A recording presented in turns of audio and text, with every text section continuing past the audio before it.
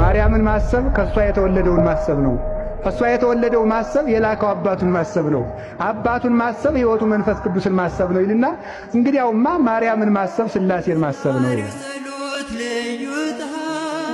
የዋሻው ሻማልህሽ የምብርሃን መዓዛሽ ሽትትኸኝ ከግሸን ትናፍቂኛለሽ መለወን ተርቢኝ ማለሽ መለወን